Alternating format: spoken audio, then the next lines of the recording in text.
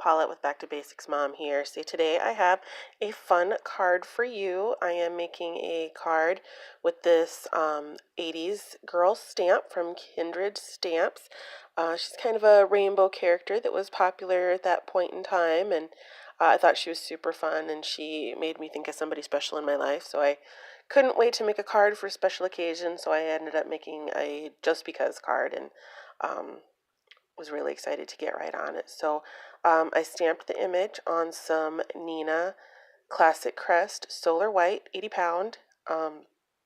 This is just a, oh God, I can't think of my words this morning. Scrap I had left over from another project, and so I stamped a couple because you stamp one, you should stamp two just in case you mess it up. So I just colored her with the basically rainbow colors I pulled out from my Copics, and just got down to business. I did stamp this with Memento Tuxedo Black because that's a Copic friendly ink, and just got to coloring and had some fun. So we're going to do some different techniques today. I broke out my Distress Oxides and tried a few things. Might be slightly unorthodox, I'm not sure, and trying a new technique to me with those. So we'll be showing that to you in just a few minutes. I went outside of the lines in a few places, so I'm just trying to get that to move back into place with my colorless blender there. So I think I'm going to put some music on while I finish my coloring, and then we'll get to the rest of the card. Thanks.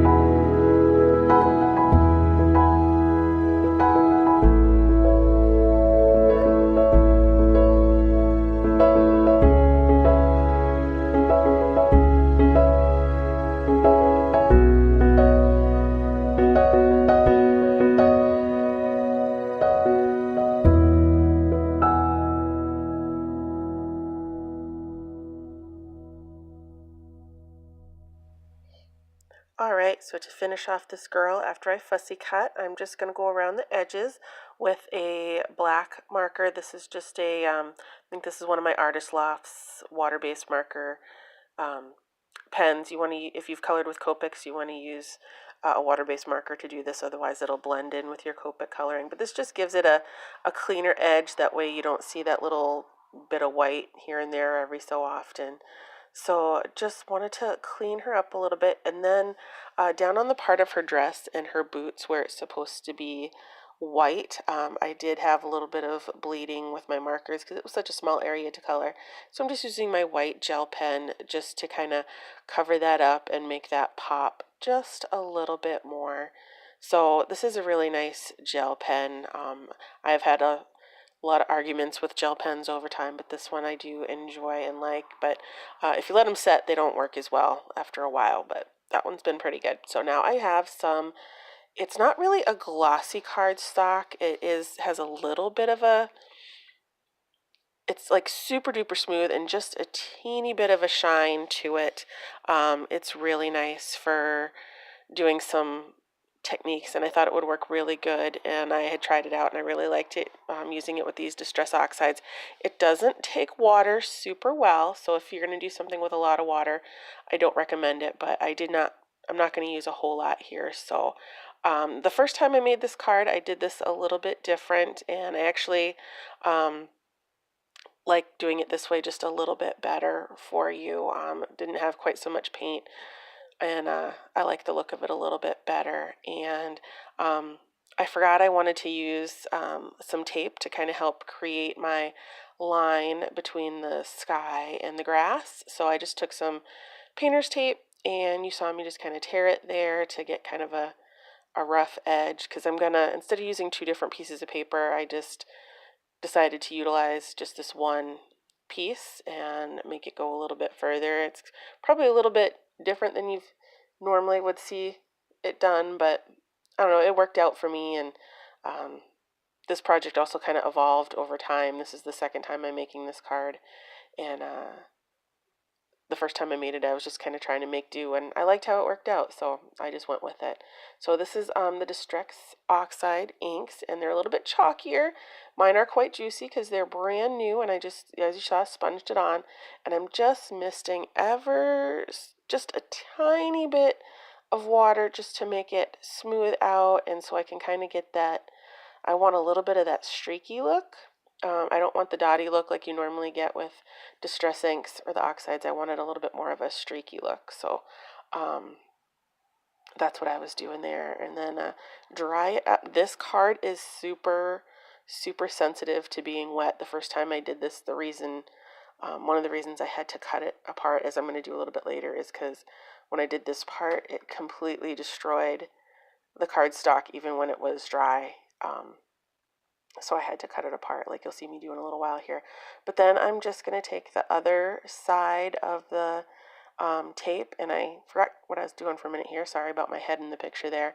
But I'm actually going to flip it around and put it on top of the blue once I finally remember what I'm doing, and to protect it so I can do the grass portion of our card. And this painter's tape is really new, but I still do recommend, the painter's tape is really good because it's not super tacky, but I still do kind of put it on my clothes, pull it up and down, excuse me, a few times just to get rid of a little bit of the tack.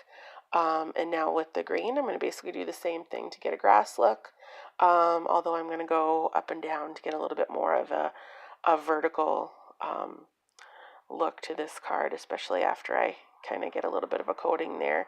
I just kind of want it to look a little bit mishmash. I don't want it to look perfect. You know, it's nature. It's not perfect and smooth and all that. So I want a little bit of that streakiness because I'm not going to go in and like do a lot of marker work or anything like that. So I'm just going to kind of let this ink do the job for me. Just a little bit of water just to get a little bit of the streakiness, just a tidge, and that will do it. So then we're going to dry this up with my heat gun, and we'll get on to the next step. But these oxides are kind of different to work with. I like them. I'm just not super used to them yet, and I've only done this one project so far, so I'm excited to keep using them, keep trying them out for different things. I'm not a huge fan of the chalky look, but I'll show you in a few minutes what I did to make them pop a little bit. I had been watching some videos, and I know Ranger sells a product to seal and make the oxides look a little bit glossy. I don't have, I can order it from Amazon, but I don't have a store real close to me where I can go run and get that. So I'd happen to see on YouTube where somebody had made their own glaze for these to help make them waterproof. And I tried it out, and while I like the look it gives, I did not find that it made it 100% waterproof. It did make it more water resistant, but I do like the gloss that it gives, and I'm going to show you that in a few minutes after I get these cut apart. So, and the reason I cut these apart, one I said is the first time I did this, that line between the two colors got so wet and the paper tore, and which worked out just fine because we're also going to make a rainbow, and that way I was able to put, make it a little bit more dimensional and have the rainbow go behind the grass, which you'll see that in just a little bit. So what I in this video I saw this lady that had made her own glaze. She had used petroleum jelly and some alcohol, and she had mixed the two together and just kind of emulsified them together, which I had already pre-done. And then she had used the blending tool with a felt bottom, which I don't have any of those. So I just picked up a scrap of fleece that I had laying around, and I just used that to rub in the petroleum jelly mixed with alcohol. Now, I will tell you, I did this with just plain petroleum jelly, and it pretty much had the same effect.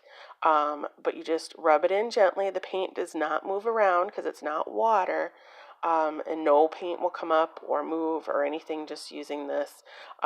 Just you use just enough to basically get a good coating, get it rubbed in, and then you let it sit for a few minutes, and then I just used my stamp cleaner to clean off my spot because you do get a little bit of the Vaseline, the petroleum jelly on your surface, and I didn't want that to stay to mess up any other work, so I do get that washed up right away.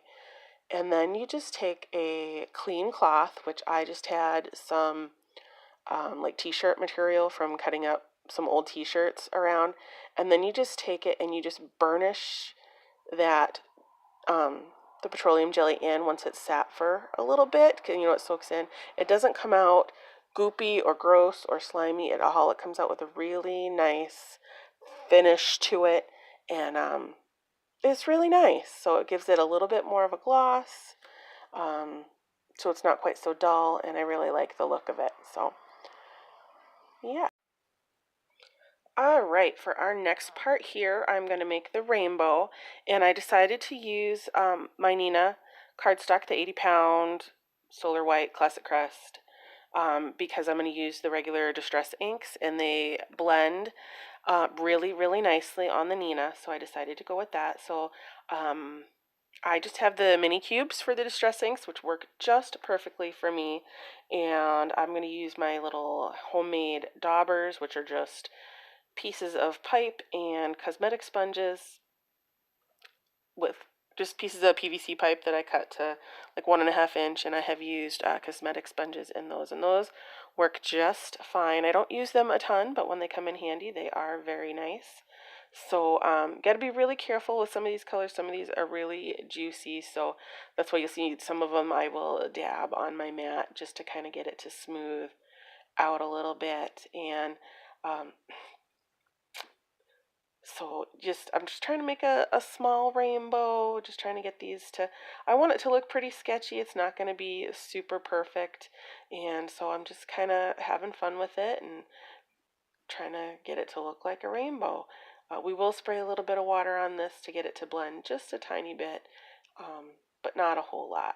So I'm just kind of, the first one of these rainbows I made it way too fat and big, and it really overtook the card. So I had to do another one, and this one came out pretty good. So yeah, just having fun with the Distress inks. The Distress inks are so fun because they blend so well, and the way they come together is just really fun. So if you haven't used Distress inks, I thought for a long time when I first started card making and watching videos and people were like, Distress inks, Distress inks, Distress inks, I was like, yeah, whatever.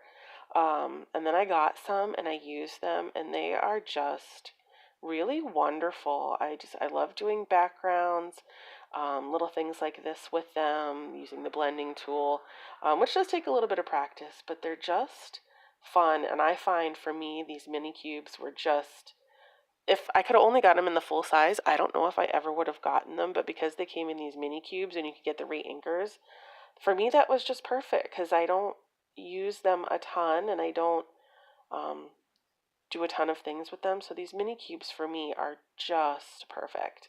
I am almost at the point where I have all the sets. I think I'm only missing one set at this point, because I always watch for them on sale and get them 40 or 50% off.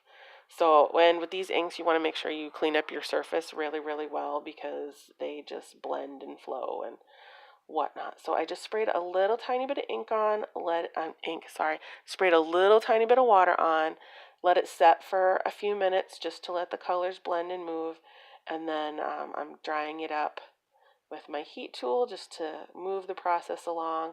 I was a little surprised how the colors dulled out quite so much, but we're also going to do that petroleum jelly technique over the tops of this just to give it that little bit of a shine.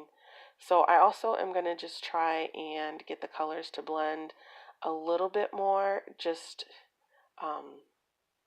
I just took my wet, and I didn't show it, but I took my wet rag and I just kind of went over the top of it just to try to get the colors to blend a little bit more. I did cut that out because it didn't have a big effect and whatnot, but now I'm just doing that petroleum jelly technique over the top just to get that glaze look. Again, very, very thin coat. Gently rub it in well with a clean. If you have felt, that seems to work the best. I did not have any, so that piece of polar fleece worked just fine. But you blend it in, let it sit for a few minutes, and then gently burnish it, brush it off with a clean cloth. So now we're just going to trim it up to get it on the card. And I had to stop the video there for a minute because I live out in the boonies and somebody's car horn was going off outside. It was really, really weird. I mean, I only have one neighbor close to me and I don't know what was going on, but there was a car alarm going off. So I know the rainbow looks a little funny at this point, but it'll look better once we get it on the card. Now this is just a sheet of regular printer paper, and I wasn't sure what to do because I needed something to kind of hold these things together as I was trying to position them. So, but I didn't want any thickness, so I decided to just use printer paper and use the straight edge on the side of that to just kind of help me get the elements of my card layered up and together, kind of somewhat lined up so I could then trim it up how I wanted it. So this worked for me because it helped me just kind of hold them in place and not add any bulk and kind of gave the whole thing a little bit of continuity. So yeah, it worked out really well. So just trying to figure out where I want everything and get everything lined up. So this is going to be a regular A2 size card in the end. And I always start out with my pieces a little bit bigger so I can trim it down because usually I like a border around the edge of my image. So we will eventually trim them down. But yeah, and just be careful with your glue. Make sure if you get any on your back, your work area, that you wipe that up before you're flipping your card over and stuff. Ask me how I know. I've done that and ended up with a big spot of glue or a big spot of paint right on the front of my card where I don't want it, which in a minute you'll see me fold this paper up to really smush my images down good because I wanted to make sure I did not get glue anywhere I did not want glue. But I left a little bit of an edge on these because I was going to trim the background, the paper in the back down so it wasn't right up to the edge. But then I realized once I trim everything, it's going to end up right at the edge anyway, so it didn't really make any sense. There I am. See, because I wanted to press everything down really good, but I didn't want to flip it over and risk getting a stray piece of glue on it or something because, I'm famous for getting all the way through the card and then messing it up somehow. So I think it's just kind of the nature of the beast. So just smoothing everything out, and now we will get everything trimmed up so we can actually finish building our card. So I love my trimmer. So I've had this trimmer for, like 15 years now, and it's still going strong. So I am thinking of getting a bigger one. So the only thing I don't like about it is to the side there, I can't go to 5.5 inches, and a lot of times I want that for, building the cards and stuff. So I might think about investing in one of the tonic ones at some point in time, but that one's still working really well for me. So I had pre-made my little sentiment section. It's again just a piece of Nina, and I stamped on it and did the rainbow look on it just for fun. And a lot of times for my card bases, I use that same glossy cardstock that I had talked about a while ago. I got it from a local, not a local, they're down in the cities, a paper dealer called Anchor Paper. And I'll see if I can find the name of it. I'm not sure if I have it because they let me, I went in there one day a couple of years ago and I kind of told them what I was looking for. And the nice thing about going to a paper dealer is they've got sample books of all the stuff so you can feel, because I knew the feel and what I was looking for. So they let me go through the book and I was like, yeah, that one. And so I got a whole ream of it. So I've got that probably till the end of time. Now I'm just trying to just figure out where I want my things positioned. And then we are going to finish off our card. So yeah, I like it better with the sentiment on the right. So that's where we are going to put it. Now, I did not, but you could totally add shimmer to this with your Nouveau, with your shimmer pens or with your Spectrum Noir shimmer pen, whatever you've got for a shimmer pen, or any way you wanted to add some glitz to this. You'll see on my other finished card in a minute, I decided to add some little gem flowers that I had. But I was trying to get her to look, basically like the cartoon that I had grown up with. Okay, so here is the other finished card. This was the first one I did, and you can see she's got some glitz and some gems and a little bit of glossy accent on her eyes. Really love how she came out. I want to thank you for stopping by today, and if you like this video, give me a thumbs up and hit subscribe, and I'll talk to you later. Bye-bye.